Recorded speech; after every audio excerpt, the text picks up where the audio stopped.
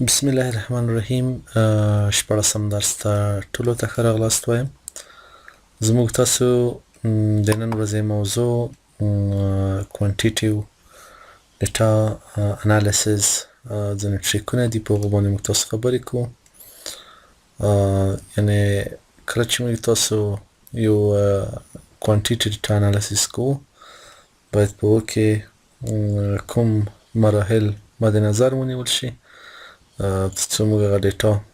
د مختلفو سافټویرونو یا د مختلفو اهدافو لپاره موږ تاسو وکولای شو چې هغه تحلیل کو. البته دلته صرف د کوانټیټیو ډیټا ټریکونه ښودل کیږي او په دې کې عملاً انالیسز موږ تاسو نه کوو، ځکه چې انالیسز بیا موږ تاسو وروسته په هغو باندې خبرې کوو. Analyzing quantitative data یعنی د موږ تاسو د درس موضوع څنګه کولی شو چې یو کوانټیټي ډیټا موږ تاسو تحلیل کو. نو د دې په حساب باندې چې موږ تاسو یو کوانټیټي یا کوالټیټي ډیټا موږ تاسو تحلیل کو، البته دلته موږ تاسو هدف کوانټیټي ډیټا دی. نو ډیټا باید موږ تاسو په هر حساب باندې برابر وي. دا چې په هر حساب نه برابر مطلب څه دی؟ هغه په دې حساب چې ډیټا باید کلین وي، والیډیټ وي، او ځینې پریکټیسونه په هغو باندې شوي چې موږ بیا وکولی شو ډیټا یو مینینګ فول ته مثلا یا ریډیبل شکل ته واړو، لکه چارتونه مثلا، ټیبلونه، یا په مختلفو شکلو باندې موږ تاسو څنګه کو پریزنټ کو. نو په همدې حساب باندې موږ تاسو درې سټیپونه باید مد نظر ونیسو. لومړنی چې دی ډیټا والیډیشن دی. په ډیټا والیډیشن کې د والیډیشن په مطلب موږ تاسو پوهیږو چې ډیټا والیډیشن څه معنا لري. ډیټا والیډیشن په هغو کې موږ تاسو دا پیدا کوو چې آیا دغه ډیټا چې موږ تاسو ټوله کړې ده هغه کوم سټنډرډونه چې موږ تاسو په نظر کې ورته نیولي وو هغه موږ تاسو په نظر کې نیولي دي ډیټا کریکشن په وخت کې. په دقیق مثلا بایس نشته. بایس ما ته ویلی چې په ډیټا کې مثلا موږ تاسو غلطۍ کو، او هغه داسې غلطۍ چې مثلا لکه یو اړخیز قضاوت مثال په ډول بایس خپله همدا معنا لري، په عموم کې غلطۍ ته چې موږ تاسو باید د غلطۍ نه خلاصه ډیټا ولرو. نو په دې حساب باندې چې موږ تاسو په ډیټا کې ډیټا والیډیشن وکړو چې موږ تاسو سټنډرډونه مراعات کړي دي او په دې کې بایس نشته. نو د څلور مرحلې چې د ډیټا والیډیشن پرې مربوطې دي باید دا ته نظر تیری کو. بیا به موږ تاسو ته پته ولګي چې د ډیټا والیډیشن تر کومه حده دی. اول موږ تاسو یې فراډ په عموم کې غلطۍ ته ویل کیږي. د دې مطلب دا دی چې موږ تاسو معلومه کړو چې آیا په حقیقي شکل باندې د هر نفر سره مثلا کوم نفر چې دی د هغه سره انټرویو شوې ده که نه ده شوې. دا یوه. دوهم سکرین دی. په سکرینینګ کې موږ تاسو دا ګورو چې د کوم نفر چې یا کوم شخص چې انتخاب شوی دی د ریسرچ په کرایټریا برابر انتخاب شوی دی که نه دی. ریسرچ کرایټریاګانو موږ تاسو وروسته په باندې بحث کوو چې مثلا هغه لکه خصوصا سمپلینګ، پروبابلیټي یا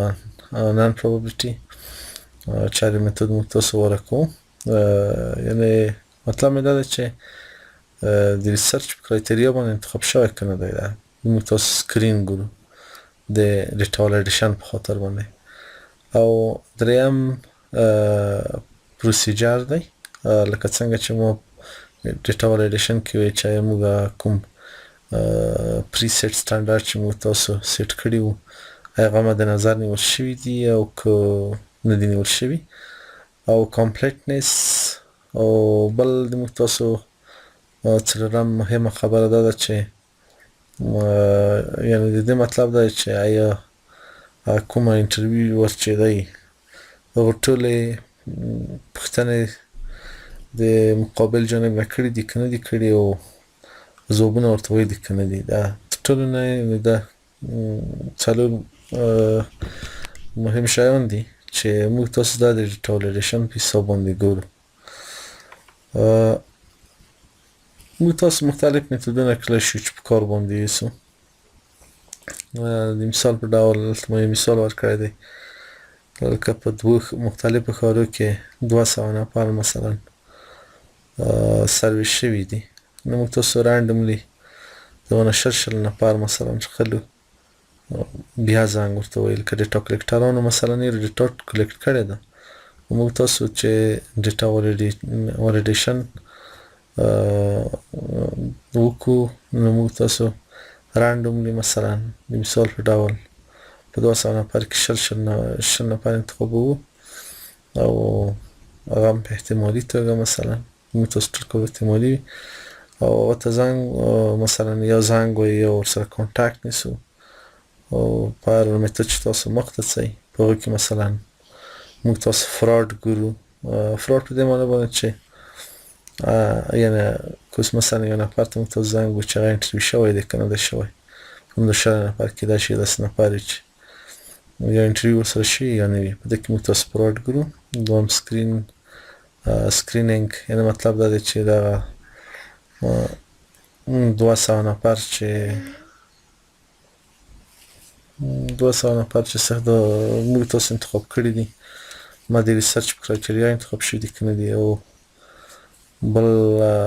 پروسیجر مثلا په دې کې ګورو چې دی مثلا د ډیټا پریسیټ سټانډرډ چې موږ تاسو سیټ کړي دي هغه په نظر کې نیولي دي که نه دي نیولي او په همدې شکل باندې کمپلیټنس یا څه پوښتنې ځینې کوي موږ تاسو چې کوم فورم ډیولپ کړی دی اول او دویمې درېمې تر اخره چې دی ځو ورته ویلی دی که نه دی نو د ډیټا ولیډیشن په خاطر باندې موږ تاسو دا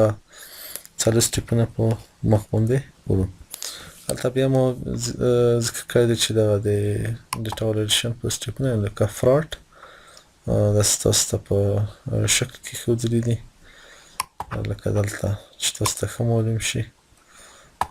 فراډ مثلا آیا په واقعي ډول هغه نفر چې موږ تاسو انتخاب کړی دی اوس انټرویو شوی ده که نه ده شوی سکرینینګ د ریسرچ په کرایټریا باندې نفر انتخاب شوی دی که نه ده انتخاب شوی پروسیجر ډیټا مثلا کوم پروسیجرونه چې موږ تاسو په ترتیب کړي په هغه په نظر کې نیول شوي دي که نه دي یا کمپلیټنس مثلا کومې پوښتنې چې دي ته ځوابونه ویلي دي او که نه دي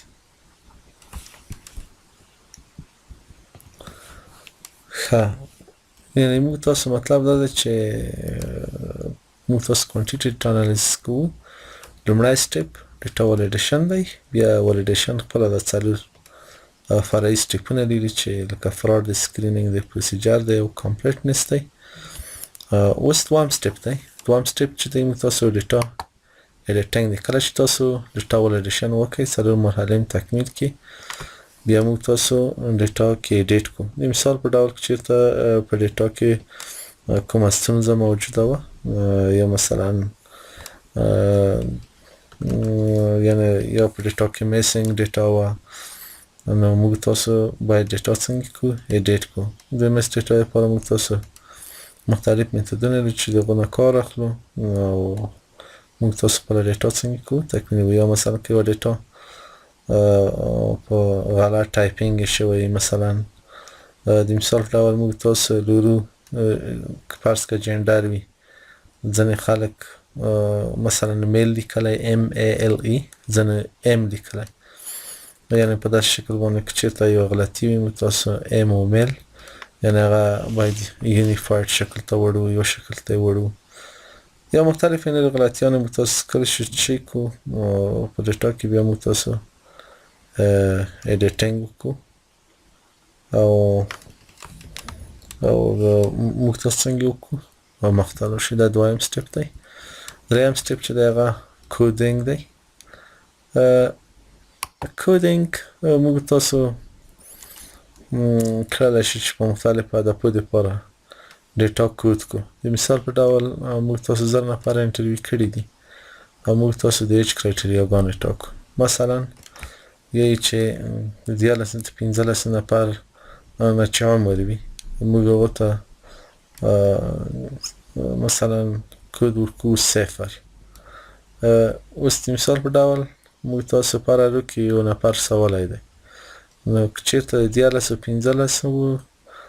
دا موږ تاسو څنګه کوو کود ورته 00 ورکوو او دا ډول که چېرته مثلا 14 پورې کرایټریا وه موږ تاسو ته یو کود ورکوو دا 13 مثلا 2 کود ورکوو بیا موږ تاسو مثلا کله چې دغه نه موږ تاسو څنګه کوو ډیټا کود کوو زه به دلته تاسو ته یو ډیټا کود کوم د مثال په ډول چې تاسو ته ښه واضح شي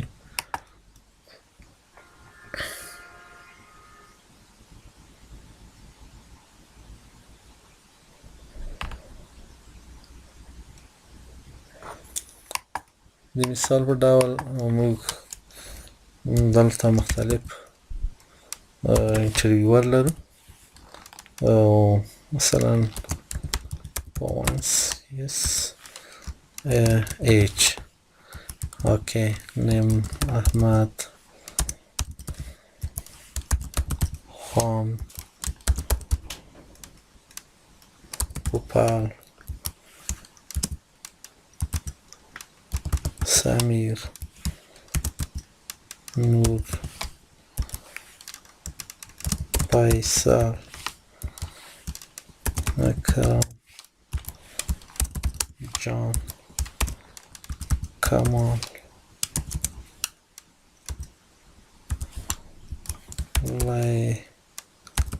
Layla Farida Husna are different. Suppose ما تاسو د دلته زه څه کوم کودینګ کوم مثلا کندهار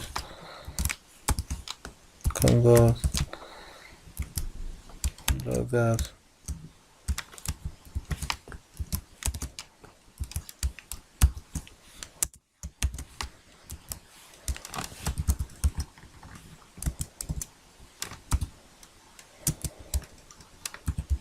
غزنی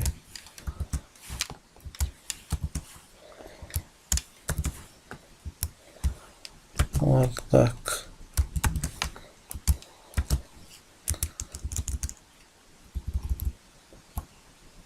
مثلا موږ تاسو پس کړو 14 15 او مثلا 14 مثلا 11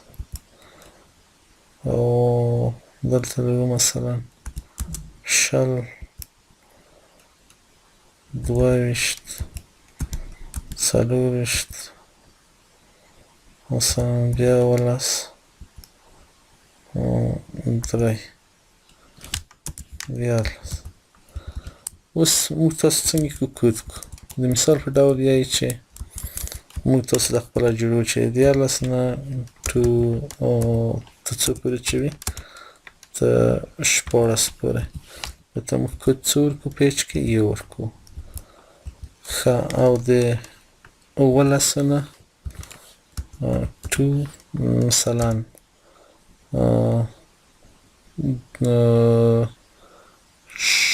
پورې h څو ورکو 2 ورکو شلو نه 230 موږ تاسو ورته h څو ورکو کود څو ورکو 3 ورکو صحیح شو 3 ورکو دا موږ تاسو په انالیسیس کې کومک کوو ځکه لیکو کود اوکې کود 11 کلن دی یو 14 کلن دی یو ځکه چې د 14 نه 14 موږ تاسو په یو کود کې شامل کړی دي 15 په څو کې په یو کې ورسي 14 موږ تاسو بیا په یو کې ورسي خو 14 په یو کې ورسي ځکه چې هغه په کې انکلود دی خو است 18 شو د 11 نه 14 موږ تاسو په 2 کې وصلای دی 11 هم په 2 کې وصلای دی شلم هم په څو کې دی په 2 کې دی اوس دا به یوشت کو دیوش نه تدرش پر هغه په څو کې دی په 3 کې دی اوس مثلا 22 موږ تاسو 3 ورسي 40 هم دی ځکه چې د یوش نه پورته شي اول است موږ تاسو بیا څو ورسي 2 ځکه چې د 11 نه 14 په 2 کې دی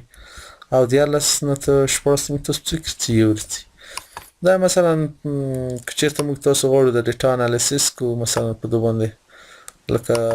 په ټیبل کې زموږ مثلا مثال درته وایم دا یو ساده مثال دی د انالیسیس زه غواړم یو انالیسیس وکم د چیش په حساب باندې وکم د مثلا د کود په لحاظ باندې وکم کود سپوز دلته موږ چو او دا کود مثلا زوړم وزویم چې د موږ ریسپونډنت چې دی البته دلته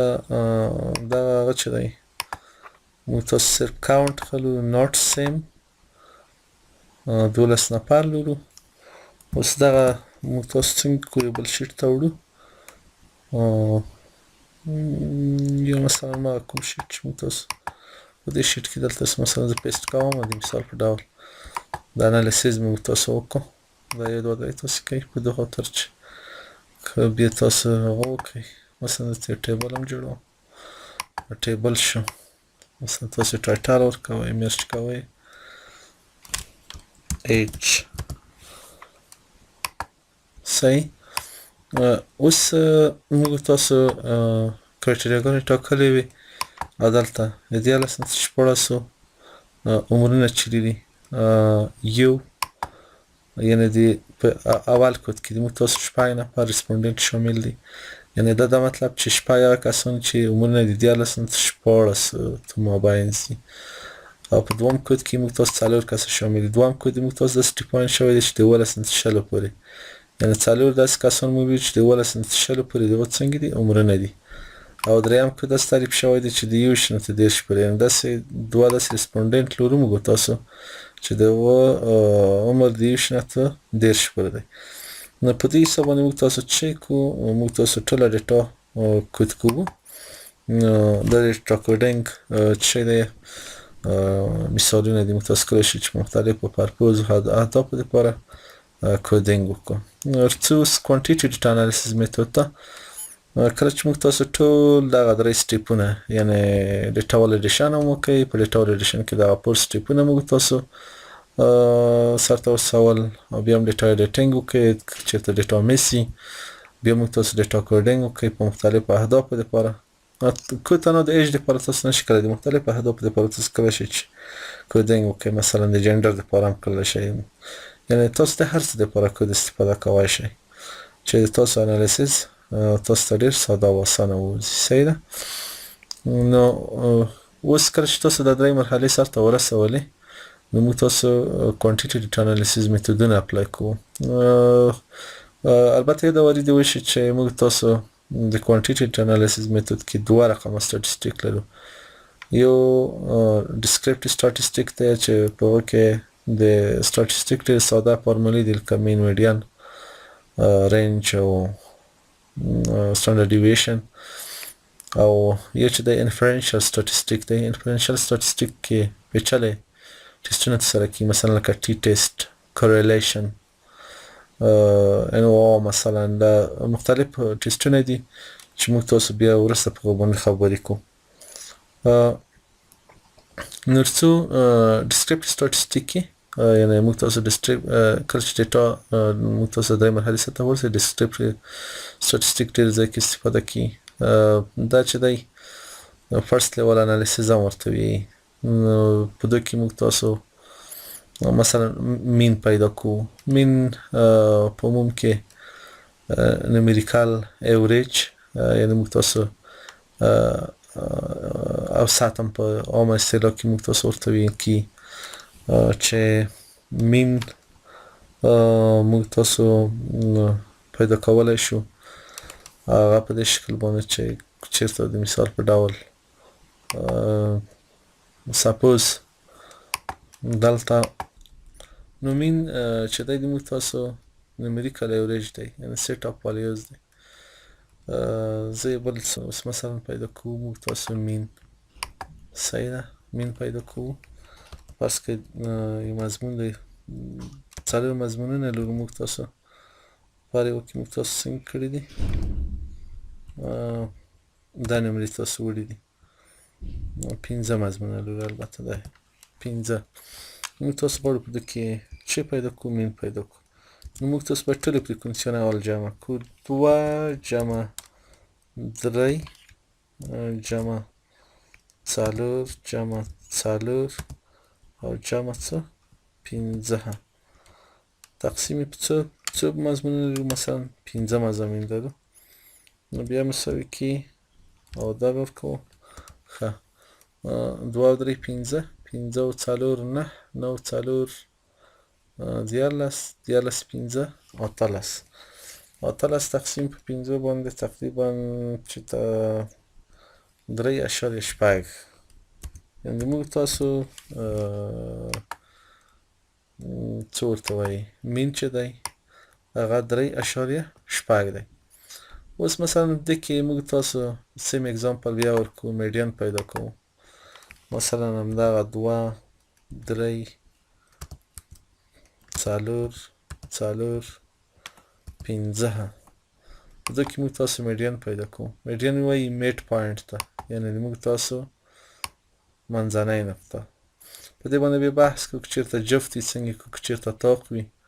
فریکونسیګانې اوس دلته طاق دي په طاق کې بیا منځنۍ نقطه چې دغه ته فریکونسیونه ښي طرف ته چپ طرف ته مساوي برخو باندې ویشي مثلا که 15 او 4 ښي طرف ته او 3 2 چپ طرف ته او 4 په مابین کې دا کومه د موږ تاسو فریکونسي چې د موږ تاسو فریکونسي اوس څه ده 4 ده یعنی موږ تاسو میډ پوینټ یعنی میډین چې دی هغه څه دی 4 دی دا اوس مثلا د مختلفو اهدافو په استفاده کې هدف ته ټول یو شی دی ځنې په ریسرچ کې مین استفاده کوي ځنې میډین ولې اهداف لري د مختلفو اهدافو لپاره موږ تاسو څنګه کوو دا استفاده کوو خپله بیا زه اوس په دې باندې بحث نه کوم چې مثلا مین تاسو بیا په هغه باندې وروسته موږ تاسو یعنې په سټاتستیک کې په هغه باندې اپلای کړو چې څه قسمه مین موږ لرو په جفت عدد کې څنګه وشي په طاق عدد کې څنګه وشي همداسې میډین په جفت او طاقو او مختلف حالتونه لري میډین او همدارنګه چېرته موږ تاسو موډ پیدا کوو موډ هغه ته ویل کېږي چې مثلا یو والیو ډېره تکرار شوې وي یعنې دلته د موږ تاسو موډ څه دی